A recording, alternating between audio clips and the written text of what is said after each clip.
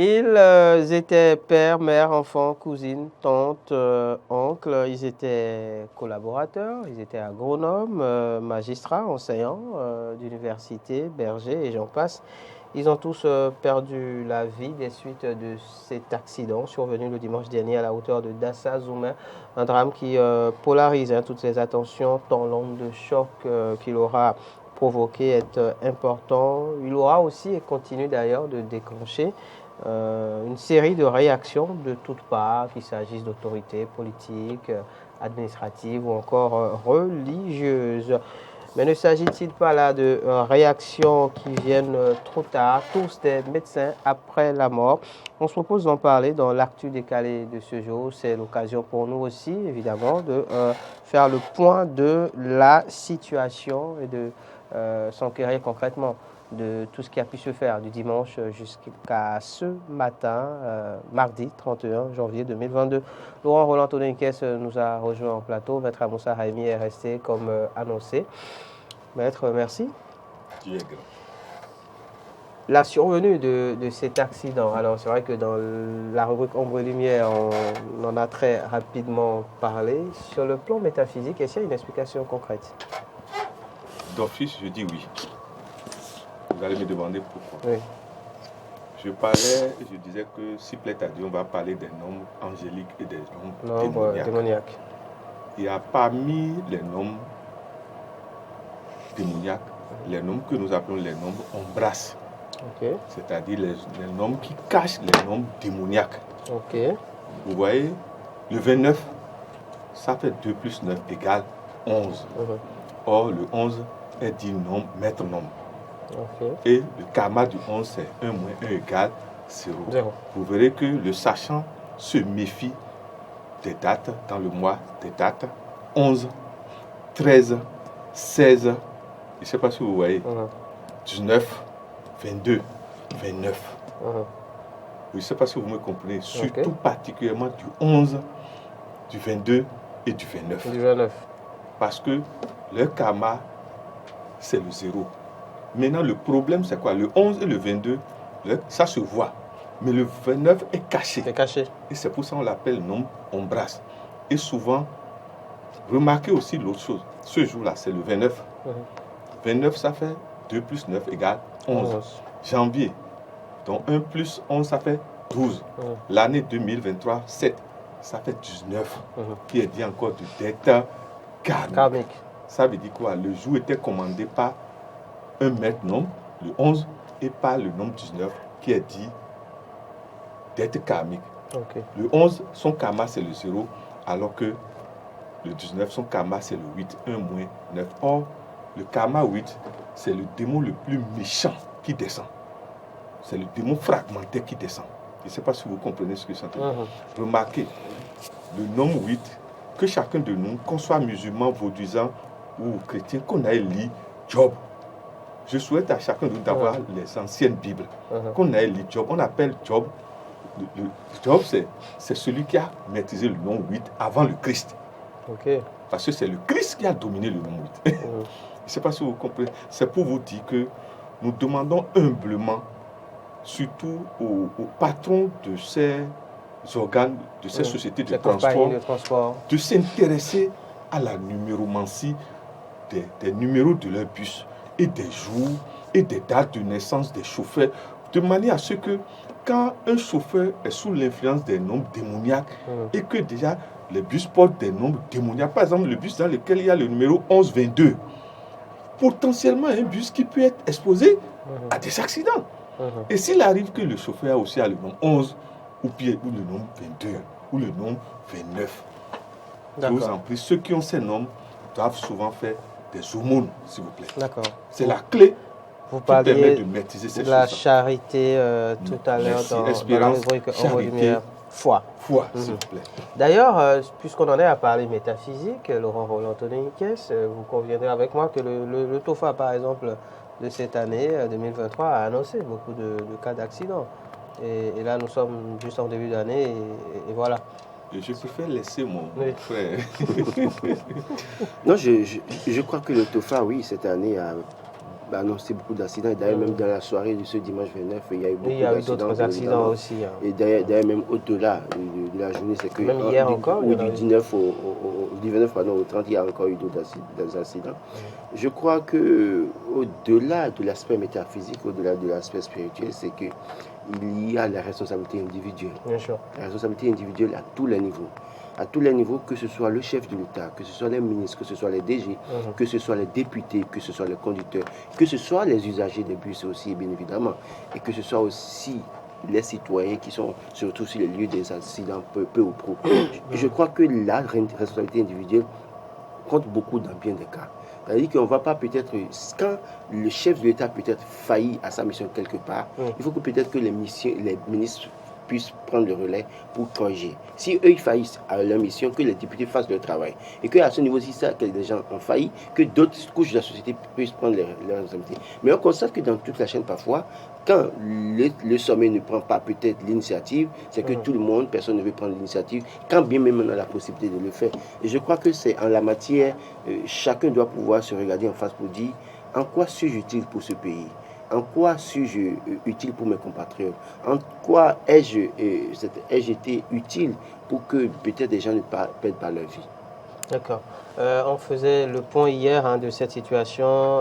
La presse dénombrait 23 morts. Je pense qu'on en est à 24 désormais, si les chiffres sont exacts, puisqu'il y a un magistrat de la Cour suprême aussi qui a succombé à ces blessures hier des suites de cet accident.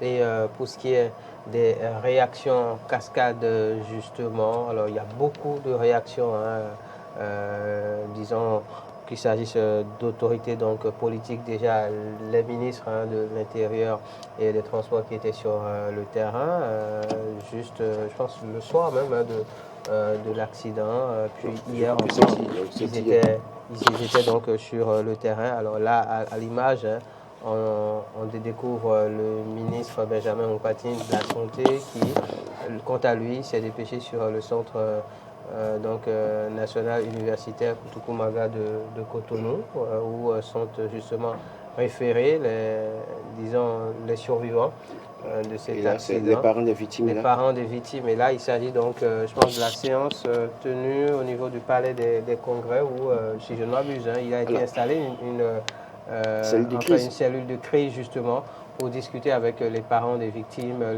les rassurer de ce que l'État prend en charge, donc tout ce qu'il y a à faire en tout cas en la matière comme dépenses et disons sur le plan logistique en tout cas. Réaction aussi donc d'autres autorités pêle-mêle ou de personnalités en tout cas, qu'il s'agisse de chefs de partis politiques. Je pense que l'Assemblée des évêques aussi, si je ne m'abuse, a fait une déclaration et a d'ailleurs demandé à ce que, au niveau des églises, justement, des messes soient dites pour le repos des âmes des disparus.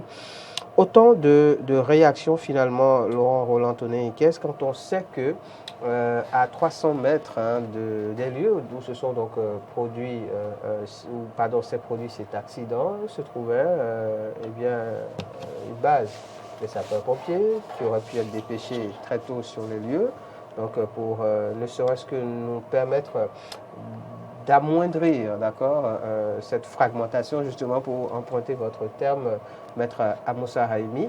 Et selon les infos qu'on a, c'est que Laurent Roland-Tonnet cette base donc, des sapeurs-pompiers n'a pas pu intervenir et qu'il s'agirait d'une base finalement à Savalou qui a pu rejoindre les lieux de l'accident pratiquement 1h30 après la survenue du dit accident. Et les bonnes informations donnent à savoir que la base donc, de Dassa Zoumé, depuis pratiquement 1 an, n'a pas d'équipement. Alors, je vais être assez peut-être dur avec les gouvernants ce matin. Ils peuvent le prendre comme ils veulent. Mais c'est moi. Parce que quand ce matin je vois encore les images, j'ai mon cœur qui saigne en réalité. Parce que je me dis, imaginez ceux qui ont perdu les enfants. Imaginez cette dame qui n'a d'autre soutien que son époux, qui perd son époux. Imaginez ces enfants qui ont perdu leur mère, qui est tout soutien pour elle. Peut-être une mère célibataire, bien évidemment. Imaginez. Et je me pose la question de savoir pourquoi est-ce que dans ce pays, nous sommes toujours dans le médecin après la mort. Vous savez, allez revisiter toutes nos émissions ici. Toutes les fois quand il s'agit d'accidents, on a toujours évoqué la question du manque des moyens des sapeurs-pompiers. C'est dans ce pays que quelqu'un est tombé dans un puits à Alada à 10h et c'est à 16h que les sapeurs-pompiers se sont rendus sur le terrain. C'est dans ce pays que les gens ont fait accident à Boycon et les sapeurs-pompiers ont dit qu'ils n'ont pas de moyens pour aller sauver. C'est dans ce pays que les sapeurs-pompiers d'Abomey-Calavi sont obligés de faire appel à la base du Bouïda pour sauver les vies quand il y a un accident dans la commune d'Abomey-Calavi. C'est une aberration. Un camion citerne, ça coûte combien? Les moyens à donner aux sapeurs-pompiers, ça coûte combien? Un véhicule de secours pour les sapeurs-pompiers, ça coûte combien? D'accord? Et quand on regarde tout ça et qu'on voit le ministre de la Santé, ça peut le faire mal, débarquer pour prendre la parole. Et quand on voit le ministre remettre sur le terrain pour dire que des mesures, 5 mesures qui sont prises, mais ce ministre est descendu sur le trafic local de Godemain pour nous dire qu'il y aura action urgente. Ça fait des mois que rien n'a été fait. Ce ministre prend ce tronçon pour aller à Convert chez lui, dans le département du Zou. Et on a dit qu'il y a des trous sur la voie. Des gens ont perdu leur vie. Aujourd'hui, on parle de 20 morts, d'accord, c'est pas peu. Mais imaginez les morts individuels qu'on a eu sur le tronçon depuis des années, depuis des mois. Et aucune solution, aucune réaction. On veut parfois, on veut montrer une compassion, excusez, béate à la limite, parce qu'on veut montrer que oui, bon, finalement, on réfléchit, on veut faire des choses. Je suis scandalisé de voir toutes les réactions qu'on voit. Écoutez, le Parlement béninois a compté 81 députés acquis à cause du Parti Salon. De 2019 à, ils étaient 83, 2 sont décédés. De 2019 à 2013. Combien parmi eux ont interpellé le gouvernement sur la question de la nécessité de donner des moyens aux sapeurs-pompiers? Combien sont-ils? Abdoulaye Biya Tchani a parlé. Combien sont ces députés du BR qui ont pris la réaction? Lui, ministre d'État, combien de fois peut-être il en a parlé? Peut-être au Conseil des ministres. Je ne sais rien, je n'en sais rien. Mais Joseph Djagbenou, ministre de la Justice, président de la Cour constitutionnelle, aujourd'hui président du PR, de l'UPR, pardon.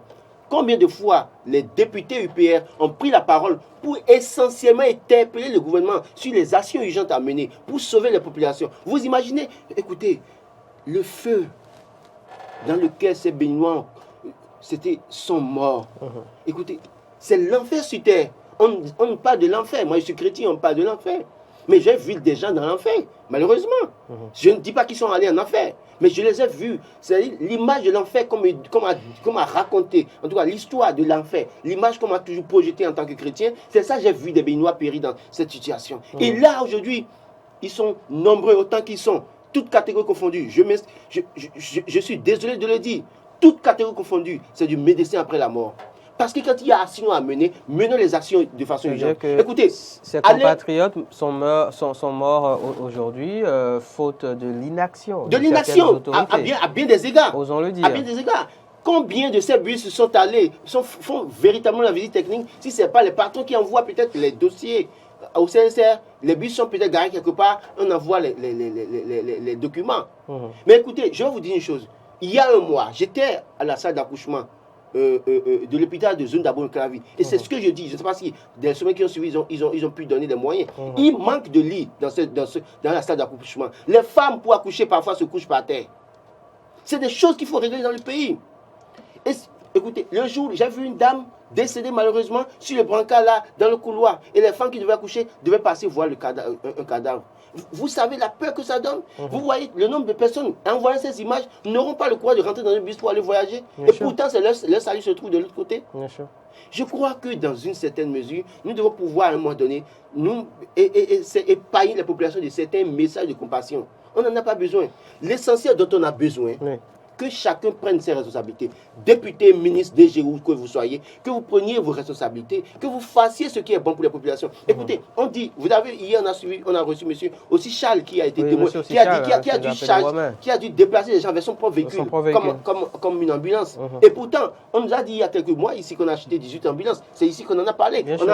On a commandé 18 ambulances. On a félicité le gouvernement. Où sont ces ambulances? Où sont ces ambulances? Et écoutez, lui, il a dit que c'est 10 minutes plus tard qu'on a vu les sapeurs de Savalou débarquer.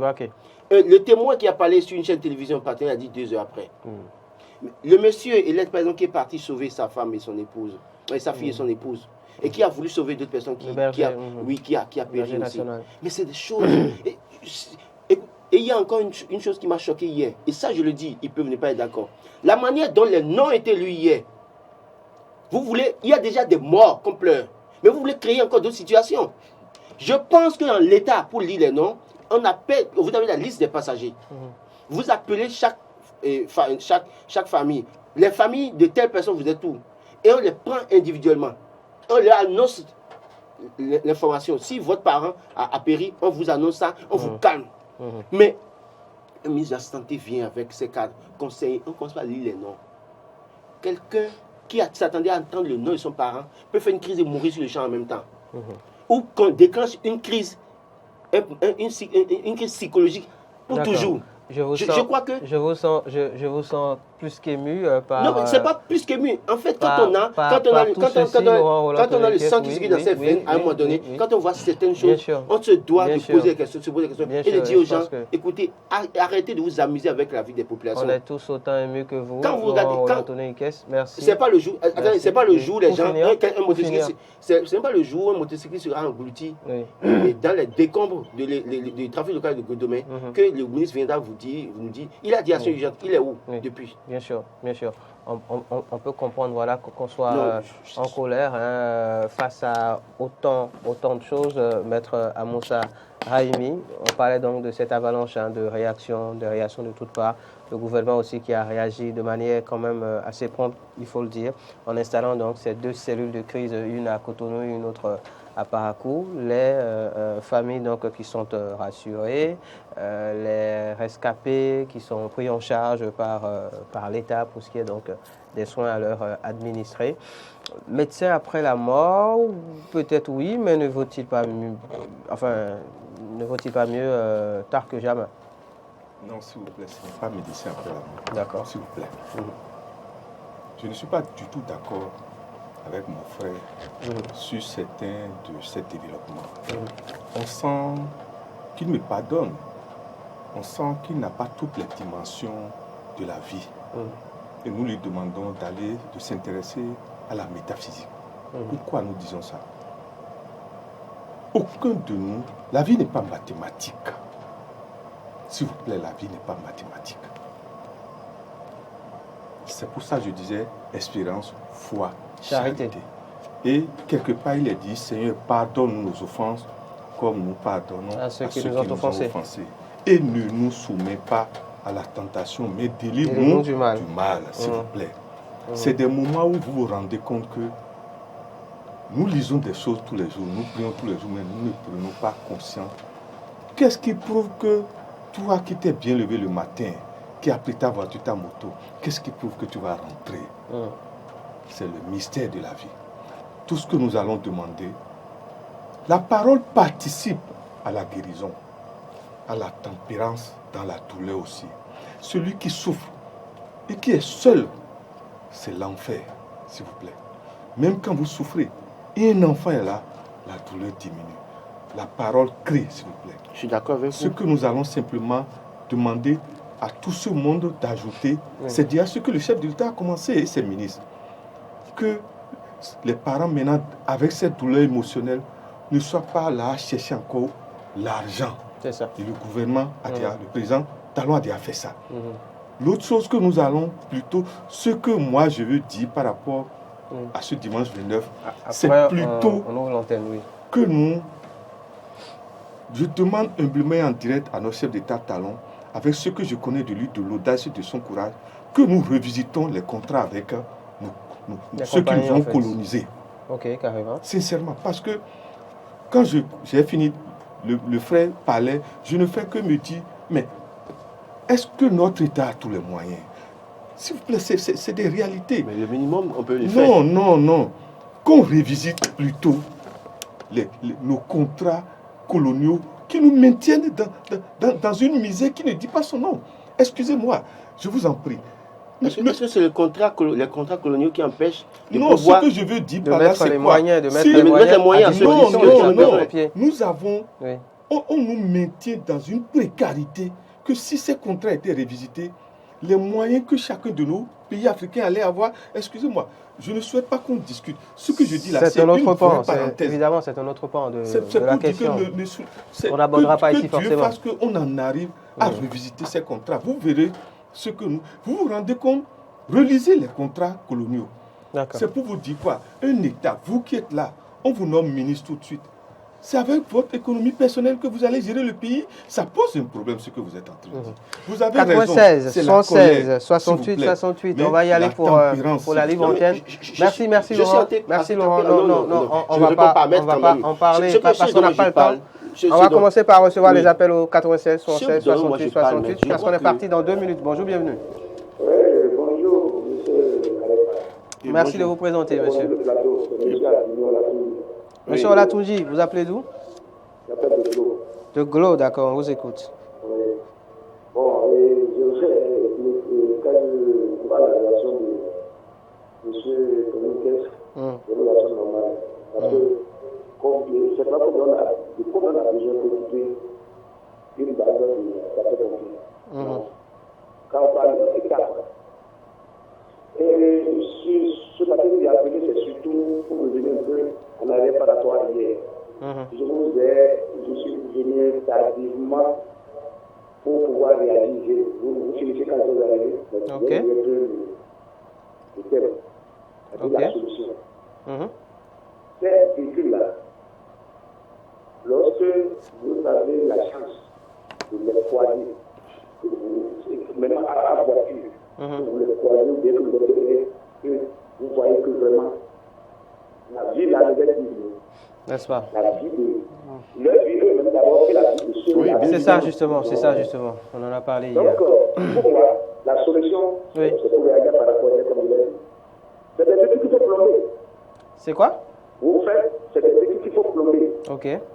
C'est-à-dire quoi? Un véhicule de ce genre qui vient, ça peut être une compagnie étrangère, ça peut être une compagnie nationale. Oui. Elle doit pouvoir se soumettre à ça. Qu'est-ce qu'il appelle là le plombage? Le véhicule vient, il fait peut-être 150 sur l'écran, il peut aller jusqu'à 200. Pour être les véhicules de ce gabarit, il faut les plomber. On s'entend peut-être que c'est 90 à l'heure. D'accord. Pour réduire la vitesse en fait. Il tente de dire oui, tu m'en veux vite. Quand il a atteint ce seuil-là, il peut appeler n'importe comment le véhicule ne dépasse pas ça. D'accord. Donc quand on dit oui, les policiers, on va mettre les policiers à quelle distance? Ça, c'est vrai. C'est ça, justement. Par exemple, c'est à quelle distance? Donc, pour moi. Merci beaucoup. Merci pour l'appel et pour la proposition. Merci. Bonne suite de journée à vous, monsieur Olatunji de Golo Djibé. On parle donc de cette avalanche de réactions, ce qu'elle suscite en vous, évidemment. Passez nous en parler. Au 96 116 68 68. On reçoit un autre intervenant. Bonjour, bienvenue. Bonjour. Merci de vous présenter. Rigobert. Golo Djibé encore. On vous écoute, monsieur Rigobert. Bonjour, maître. Bonjour, mon frère. Je m'appelle Rigobert. Dieu est grand. Amen. Ok, merci. Bonjour, monsieur Laurent, et bonjour, monsieur Rabel. Monsieur Rigobert, on vous écoute. Je passe par ici pour saluer la mémoire de tous ces forts de cet habitant de Gaza. Oui. C'est plus tard.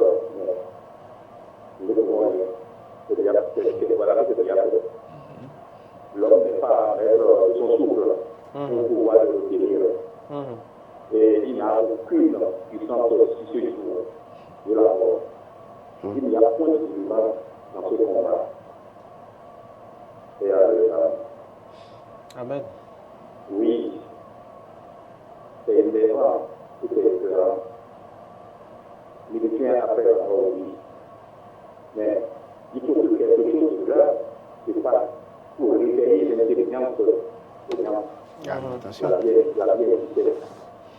Pour le prévenir, l'homme, je ne veux pas dire mais je dirais plutôt être guéri.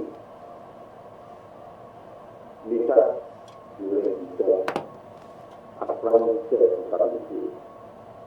Parce que il y a des choses que nous ne devons pas attendre d'abord que les questions de gaz se produisent avant que nous prenions nos responsabilités. Ça peut confier, c'est important à chaque moment. Et nous les Béninois, surtout nous les Béninois, nous devons avoir des esprit de sauvetage. Allons secours des autres. Vous savez, ceux qui étaient présents le jour-là, et les photos. Les photos. On a aussi pu assister et aider justement.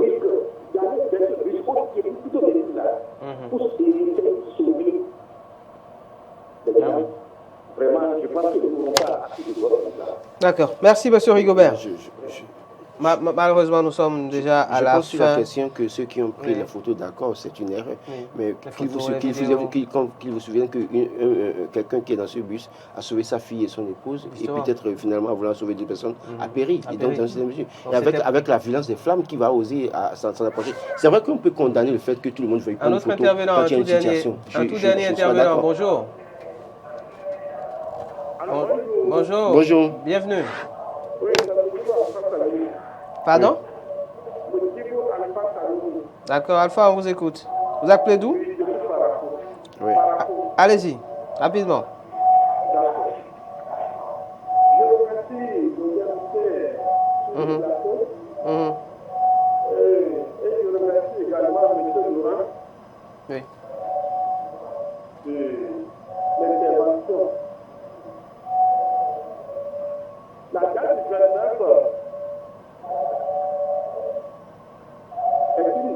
elle sera une date gravée dans la mémoire des Béninois négativement.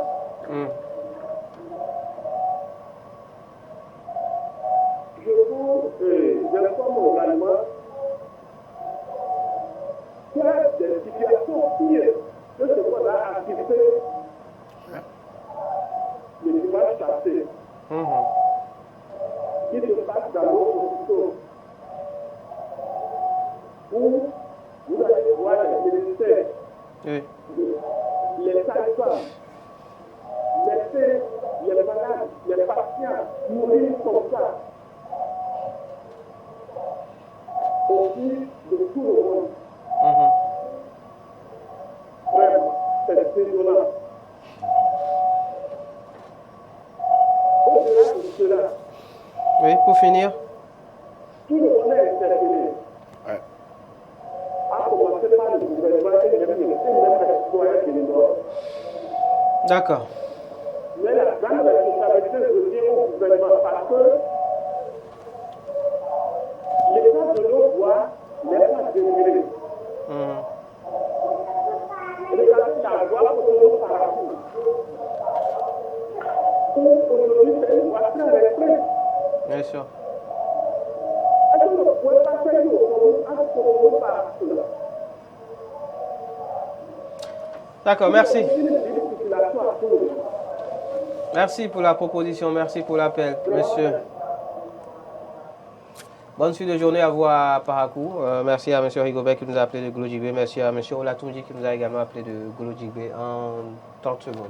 Alors, je voudrais dire que moi, ce matin, quand je prends la parole, c'est pas pour jeter la pierre au gouvernement, mais c'est que les gens prennent leurs responsabilités. Vous savez, le chef de l'État n'a peut-être pas toutes les informations, mais ceux qui sont cadres autour de lui, tous les matins, on interpelle sur ces questions. Et qu'est-ce qui a été fait? Moi, je pense que le plus important, que les gens se prennent. Je ne suis pas venu pour leur jeter la pierre, mais qu'ils prennent leurs responsabilités parce que c'est eux qui sont nourris aux frais du contribuable. Merci. Ils doivent pouvoir faire le travail et bien. Merci, Laurent. Oui, maître, en 30 secondes. Mais vraiment. C'est simplement que nous sachions que quand on meurt par le feu, dans la tradition daomienne, il y a des rites pour ça. Nous demandons, malgré toutes les colères, nous demandons humblement en direct à notre chef de l'État que ces rites soient faits. Sinon, ça va encore appeler, parce que ces êtres n'iront nulle part pour le moment. Et ces êtres risquent de vouloir avoir une famille grégorienne. Si nous ne faisons rien, je vous en prie, d'autres pires vont venir parce que nous sommes en train de nous plaindre.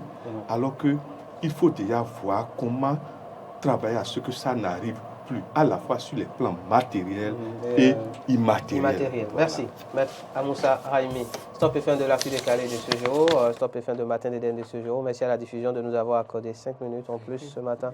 Je sais qu'après, enfin, derrière là-bas, oui, ça va partir dans tous les sens. Bon, on va gérer. Bonne suite de journée à chacun et à tous.